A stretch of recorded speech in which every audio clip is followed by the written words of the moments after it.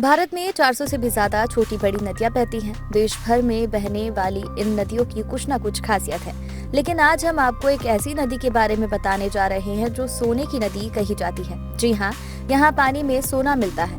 आपको जानकर हैरानी होगी कि सैकड़ों सालों बाद भी वैज्ञानिकों को ये पता नहीं चल पाया है कि इस नदी में सोना क्यों बहता है। यानी इस नदी का सोना वैज्ञानिकों के लिए अभी भी रहस्य है। हम बात कर रहे हैं झारखंड में बहने वाली स्वर्ण रेखा नदी की। नदी में पानी के साथ सोना बहने की वजह से इसे स्वर्ण रेखा नदी के नाम से जाना जाता है। झारखंड में कुछ ऐसी जगह हैं जहां स्थानीय आदिवासी इस नदी में सुबह जाते हैं और दिन भर रेत छानकर सोने के कण इकट्ठा करते हैं। इस काम में उनकी कई पीढ़ियां लगी हुई है। तमाड़ और सारंडा जैसे इलाके ऐसे हैं जहां पुरुष, महिलाएं और बच्चे सुबह उठकर नदी से सोना इकट्ठा करने जाते हैं। ये नदी झारखंड, पश्चिम बंगाल और उड़ीसा में बहती है और इसका उद्गम झारखंड के रांची शहर से लगभग 16 किलोमीटर दूर है। इस नदी से जुड़ी हुई एक हैरान कर देने वाली बात यह है कि रांची स्थित यह नदी अपने उद्गम स्थल से निकलने के बाद उस क्षेत्र की किसी भी अन्य नदी में जाकर नहीं मिलती, बल्कि ये नदी सीधे बंगाल की खाड़ी में गिरती है।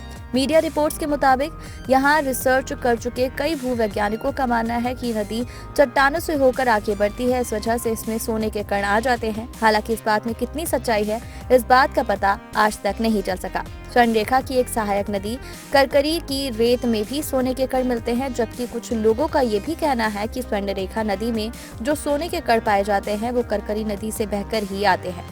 नदी की रेत से सोना इकट्ठा करने के लिए लोगों को दिन भर मेहनत करनी पड़ती है। आदिवासी परिवार के लोग दिन भर पानी में सोने के कण ढूंढने का काम करते हैं। दिन भर काम करने के बाद आमतौर पर एक व्यक्ति 1 या 2 सोने के कण ही निकाल पाता है। एक कण को बेचकर 80 से 100 रुपए कमाते हैं। इस तरह सोने के कण बेचकर एक शख्स औसतन महीने में 5 से 8 हजार रुपए ही कमाता है। इस तरह की और इंटरेस्टिंग जानकारी जानने के लिए हमारे चैनल को सब्सक्राइब कर लीजिए।